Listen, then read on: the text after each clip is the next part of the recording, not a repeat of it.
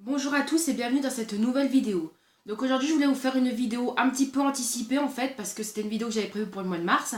Mais comme j'ai vu que j'avais déjà pas mal de questions dans les commentaires, j'ai décidé que j'allais prendre de l'avance vu que j'avais du temps et puis comme ça vous permet d'éviter d'attendre la FAQ pour avoir les réponses. Donc en fait on va faire une première FAQ aujourd'hui et je vous propose, si jamais vous avez encore des questions à la suite de... Vous n'avez pas le temps de poser vos questions quoi que ce soit, que vous ayez des questions à la suite de cette vidéo, vous les poserez en commentaire de cette vidéo, il n'y a pas de souci.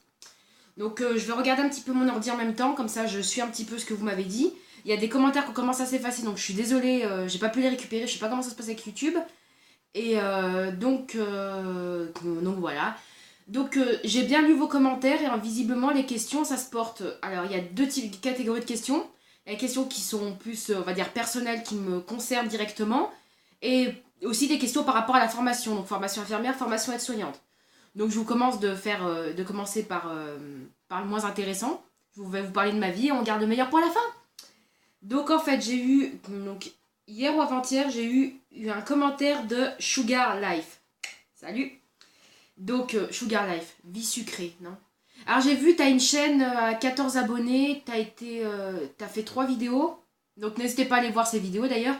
Et elle s'est inscrite après moi, elle s'est inscrite je crois le 28 octobre, un truc comme ça. Je suis un vrai stalker. Je voulais savoir qui c'est qui m'avait écrit, donc voilà.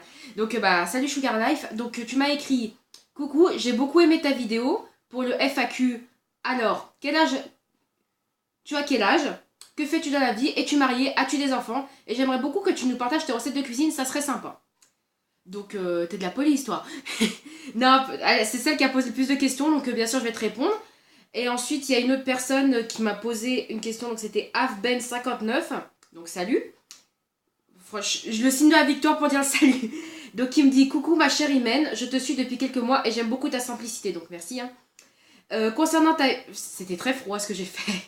Donc concernant ta FAQ, voici mes questions. Quel est ton âge et pourquoi as-tu décidé de reprendre tes études? Bonne soirée et à très bientôt, bisous. Voilà, puis il y a eu d'autres questions par rapport à la formation, mais par exemple de Cal CX Alf, je sais qu'on a eu des problèmes avec tes commentaires et je vais quand même essayer de répondre de mémoire, mais je sais qu'on a eu des problèmes avec tes commentaires.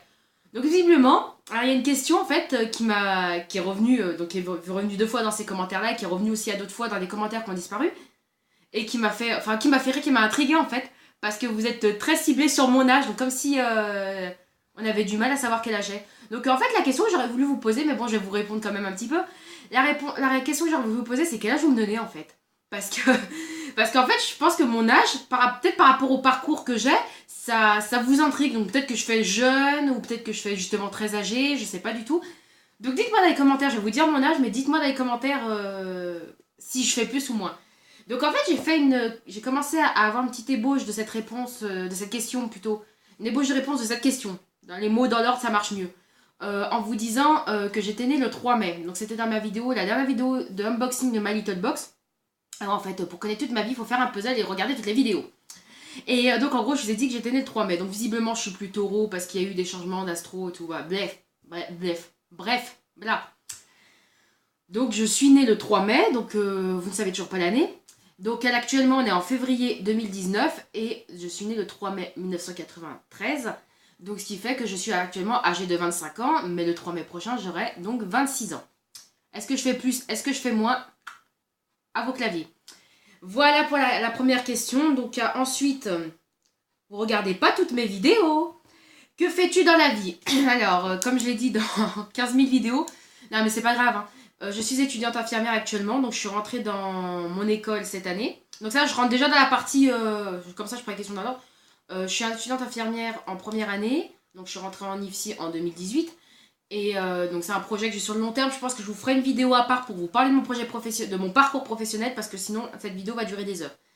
Et qu'est-ce que je fais dans la vie? Donc ça, en parallèle, il m'arrive de travailler comme ASH, donc agent des services hospitaliers, dans des établissements notamment de psychiatrie. Je fais de la géronto aussi, mais principalement de la psychiatrie. Et en ce moment, c'est un petit peu une période calme, mais bon, il y a les vacances, donc peut-être que j'aurai du boulot, parce que je fais un petit peu la fonction intérimaire, vacataire et tout. Et donc, le boulot de la ASH, je vous en ferai peut-être une vidéo. Donc, en fait, simplement l'entretien des locaux, la gestion de la partie hôtelière et tout ça. On est un petit peu dans relationnel avec les patients aussi. Donc voilà, tout ça, tout ça. Et même si c'est pas un boulot qui est hyper valorisant, parce qu'on a quand même des tâches ingrates, ça me plaît, le contact avec les patients me plaît, et ça me permet déjà de faire mes premiers pas en milieu hospitalier, et ça me permet aussi de développer mes capacités relationnelles, donc j'aime beaucoup ce que je fais.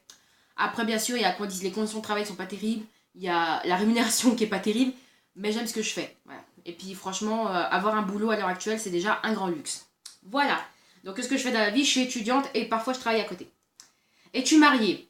Donc, dans ma vidéo, la boîte à aimer, donc spécial Saint-Valentin, que les surgelés Thierry et tout, j'ai précisé que j'étais dans j'étais championne d'échecs au niveau sentimental, et donc je suis pas mariée du tout, et je suis même célibataire de longue durée. Donc voilà pour raconter ma vie. Donc la question, as-tu des enfants? Non. Après, la question, elle m'a été posée plusieurs fois aussi par rapport à mes box Tinilou, parce qu'on m'a dit, ouais, mais t'as pas d'enfants, mais t'achètes beaucoup de trucs pour les enfants.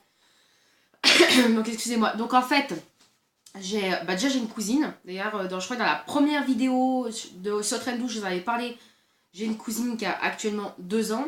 Et donc je lui achète quelques petits trucs parfois. Et donc les box Tinilou, les principales box Tinilou étaient pour elle. Voilà, parce que j'aime ma cousine. Et puis voilà. Et puis j'ai acheté des articles bébé nouveau-né récemment. Et je vous ai précisé que c'était pas pour moi, que c'était pour une amie qui est enceinte. Et puis que j'essaye qui travaille plus actuellement. Bon bref, c'est compliqué. Je dis pas que je lui fais l'aumône, mais j'essaye de l'aider comme je peux, parce que je sais que la venue d'un bébé... Enfin, je sais pas personnellement, mais j'ai quand même idée que la venue d'un bébé, c'est quand même coûteux financièrement. Donc j'essaye de l'aider en lui achetant des petites choses par-ci par-là. Et d'ailleurs, j'ai une box Tinilou Soon que j'ai commandée, que j'attends encore, et que c'est un pour elle, et que je pense que je vais l'unboxer en vidéo, et après je lui offrirai, parce que elle est d'accord. De toute façon, elle regarde mes vidéos d'unboxing. Comme ça, ça vous fera une vidéo en plus, mais c'est pas pour moi, je n'ai pas d'enfant, je ne suis pas enceinte, et puis je suis loin de l'être. Voilà, donc je n'ai pas d'enfant, je ne suis pas mariée, voilà, j'ai précisé. Les recettes de cuisine, alors en fait, pour les recettes de cuisine, les principales recettes de cuisine que je propose ne sont pas les miennes. C'est les recettes de cuisine de ma mère, j'en ai parlé, elle est d'accord pour faire des vidéos. Elle est plus branchée gâteau, pain, gâteau, etc. Voilà. Elle est d'origine italienne, mais finalement elle est plus cuisine du Maghreb. Cherchez l'erreur. Et non, mais en gros, voilà, elle est plus comme ça parce que c'est comme ça. Mais après, on va essayer de faire des petites recettes un petit peu d'ailleurs et tout ça, même des recettes françaises, on verra. En tout cas, c'est elle qui a la main mise là-dessus, parce que moi, vous connaissez mon grand chef cuisinier préféré, c'est Thierry, à rigueur Picard. Mais voilà, moi je suis très surgelée, surtout en semaine, donc partager des recettes de cuisine, moi c'est pas que je sais pas cuisiner, c'est que j'ai la flemme. Et en fait, je préfère que ce soit ma mère qui vous partage ses recettes et moi je la filme. Après, c'est vrai que ces vidéos-là sont assez compliquées à filmer, parce que je suis toujours mal coiffée. Parce que je ne sais pas faire des montages, mais comme je dis toujours, il faut que j'apprenne. Voilà. Ensuite, pour répondre à Avben, donc j'ai répondu à mon âge, 25 ans. Et t'aimes ma simplicité. En fait, c'est pas de la simplicité que j'ai, c'est de l'autodérision. C'est que Et ma voix qui part en live. Je ne me prends pas au sérieux. En fait, je suis tellement dans un milieu stressant. En fait, dans mon boulot, dans ma formation, etc., je suis tellement sous stress qu'en fait, quand je fais mes vidéos, c'est une vraie bouffée d'oxygène pour moi. Et je crois que je pète un câble, mais en fait, vous croyez que... j'essaie d'être simple, mais en fait, j'ai le sens de l'autodérision, mais à fond. Et parfois, ça se voit trop. Je me fais rire toute seule alors que c'est même pas drôle et tout. Mais ma voix me gêne là, en ce moment. Et donc voilà, bon, merci pour les compliments, voilà. Et puis merci aussi pour les compliments que j'ai eu par rapport à mes cheveux. Là, aujourd'hui, c'est pas trop le cas. De toute façon, je suis souvent mal coiffée, voilà. Donc voilà. Et maintenant, on va passer aux questions plus, plus par rapport à reprendre tes études. Donc en fait, je vous ferai une vidéo directement sur mon parcours professionnel. Mais en fait, j'ai pas arrêté longtemps mes études pour dire que je les reprends. En fait, j'ai un parcours dont je vais vous parler en vidéo à part, parce que sinon c'est trop long. En fait, me suis jamais perçue dans la reprise de mes études, en fait, parce que c'est un projet que j'avais depuis mes 17 ans et que j'ai concrétisé donc à mes 25 ans. Et donc c'est un projet qui a pris du temps, etc. Donc de commencer mes études d'infirmière. Et quand je vais vous raconter mon parcours professionnel, je pense que ce sera beaucoup plus clair pour vous. Il est assez compliqué mon parcours, mais je vais vous en faire une vidéo, parce que je pense que ce sera beaucoup plus clair pour comprendre pourquoi pour moi c'est pas une reprise d'études, et que finalement j'ai pas décidé de reprendre mes études, parce qu'en fait c'était mon projet initial, et après comme la vie est pas souvent bien faite, et bah, j'ai eu un parcours un petit peu semé d'embûches, et ce qui fait que j'ai commencé mes études tardivement, mais moi je me suis jamais vue dans une reprise d'études. Voilà. Donc je vais vous faire, franchement, là je finis cette vidéo, donc là je pense qu'on a fait le tour des questions, mais je finis cette vidéo et je vous fais d'affilée, mais je vous la publierai peut-être demain, je vous ferai la vidéo sur mon parcours professionnel, si ma voix me le permet. Parce que en fait, si vous comprenez, enfin, franchement, il faut comprendre mon parcours professionnel pour comprendre pourquoi, comment je perçois les choses, voilà. Et donc, pour finir avec la question, alors il y avait une question, donc c'était de Cal CX Alf qui a été effacée, donc, et ma voix aussi est en train de s'effacer. Quel niveau il faut pour entrer en formation d'aide-soignante? Alors, la formation pour s'inscrire au concours d'aide-soignante, il faut avoir minimum 17 ans au 31 décembre de l'année à laquelle vous voulez rentrer en formation. Donc je pense que là, je pense que tu as plus de 17 ans. Enfin, vu ton degré de maturité, en tout cas dans tes commentaires, je pense que tu as plus de 17 ans. Et il faut avoir un niveau troisième. Après, en gros, c'est le niveau conseillé. En gros, comme il n'y a pas de diplôme requis, avoir un niveau troisième ou ne pas avoir, ou avoir arrêté avant, ça ne change pas grand-chose en fait. Et voilà. Donc en fait, niveau troisième, mais c'est pas un niveau obligatoire. En fait, c'est surtout d'avoir un niveau où tu sais lire et écrire et parler le français. Voilà, et comprendre un petit peu, avoir des petites bases un petit peu en biologie et en culture générale. Et donc ça aussi, ça s'acquiert pas forcément par l'école, ça s'acquiert aussi par la vie. Donc je pense que tu peux très bien tenter ta chance. Après, le plus gros problème dans ces formations-là, c'est pas forcément l'accessibilité, quoique pour le concours infirmière, c'était quand même assez compliqué. Cette année, on sait pas ce que ça va donner, mais les concours infirmières, c'était assez compliqué pour y rentrer. Et donc, voilà.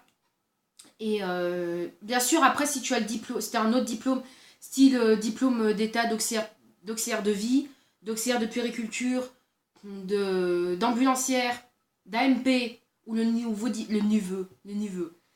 diplôme, le DEAES, donc le diplôme d'accompagnement, donc je crois qu'il date de 2016-2017, le diplôme d'état d'accompagnement éducatif et social. Dans ce cas-là, tu peux demander à avoir un allègement. Donc pour les diplômes du paramédical, il y a un allègement au niveau du contenu de la formation. Donc il y a des modules, il y a 8 modules, et il y a des modules en fonction de ton parcours, des diplômes que tu possèdes, qui te permet d'avoir des dispenses de certains modules que tu as déjà validés de fait par ton précédent diplôme. Donc ce qui fait que tu peux avoir un statut non plus de formation de personnes en formation dans un cursus initial, mais tu auras le statut de modulaire. Donc après, finalement, bah, tu vas valider les modules que tu n'as de fait pas validés en fonction du diplôme que tu as. Je sais pas si c'est bien clair. En gros, tu peux avoir des dispenses de modules en fonction d'un diplôme précédent que tu as eu d'un diplôme paramédical sanitaire et social que tu as eu avant. Ma phrase est bizarre. Les mots sont peut-être pas dans l'ordre, mais j'espère que le sens y est. Et après, moi, je suis rentrée en formation d'aide-soignante avec le diplôme du bac, tout simplement. J'avais un bac général. Et ça m'a permis d'avoir des dispenses d'épreuves de culture générale pour le diplôme, pour la formation aide-soignante. Hein. Pour la formation infirmière, il y a eu aussi un machin de culture générale aussi. Donc ça te permet de te dispenser de ton truc de culture générale. Et moi, en tout cas, quand je l'ai passé, j'ai passé mon concours en 2012. Ça date, hein. J'ai passé mon concours en 2012 et en 2012, en gros, j'ai passé que la partie orale, donc avec l'entretien et le texte et la question sanitaire et sociale. Donc je sais pas si ça se passe encore comme ça, mais parce que j'étais étudiante du bac, j'ai été dispensée de la partie écrite. Voilà, donc j'ai passé que l'oral. Après, pour les concours infirmières, enfin maintenant je sais plus, hein, parce qu'on est dans le flou. Même nous, on est en formation, bon, on s'en fout un petit peu parce qu'on est déjà dans la formation, mais on sait pas en fait comment ça va se passer, comment on va recruter comment ils vont recruter nos futurs collègues, quoi. Nos futurs, voilà, les futurs élèves de la formation. Donc pour la formation infirmière, je n'en parlerai pas plus parce que l'accessibilité au diplôme, à l'école est compliquée, même nous on ne sait pas comment ça va se passer. Mais pour la formation aide-soignante, en tout cas, il n'y a pas de niveau requis. On conseille le niveau 3ème, mais franchement, tente le concours si tu as les capacités de le faire. Mais surtout, pense à l'après. C'est quand même pas donné. Pense au financement. Je pense que c'est vraiment ça qui va poser le plus de problèmes. Après, bien sûr, j'ai fait une vidéo aussi là-dessus. Pour les personnes qui ont déjà de l'expérience, n'hésitez pas à penser à la VAE, donc qui vous permet de continuer à travailler, donc de continuer à percevoir un revenu. Bien sûr, il y a un travail administratif très conséquent à côté, mais n'hésitez pas à penser à la VAE si vraiment vous avez des enfants ou si vous avez des contraintes financières, etc., qui ne vous permettent pas de vous arrêter un an pour faire la formation, parce que faut quand même manger pendant un an, il faut quand même vivre pendant un an, et si vous n'avez pas forcément de financement ou d'aide possible, La solution de la VAE, pour moi, je vous encourage vivement à le faire, même si, parce que moi, ça a été ma démarche à un moment donné, et puis même si même si j'ai pas poursuivi cette démarche-là, je conseille très fortement la VAE, mais je vous préviens que c'est très compliqué, et il faut pas hésiter à vous faire accompagner. Il y a des organismes qui vous proposent, notamment au niveau Pôle emploi Mission Locale, qui vous proposent des accompagnements gratuits ou pris en charge par rapport à votre projet professionnel. Après, bien sûr, c'est comme tout, quand vous voulez reprendre vos études, vous voulez rentrer en formation, il faut savoir frapper à toutes les portes, il faut savoir parfois insister, parce que si vous n'insistez pas, parfois, les portes restent fermées. Voilà, donc j'ai parlé de ma vie, j'ai parlé de ma formation, donc je vais vous tourner, si ma voix ne s'en va pas d'ici tout à l'heure, une petite vidéo que je vous posterai demain, donc sur mon parcours professionnel. Elle sera assez longue, je vous préviens.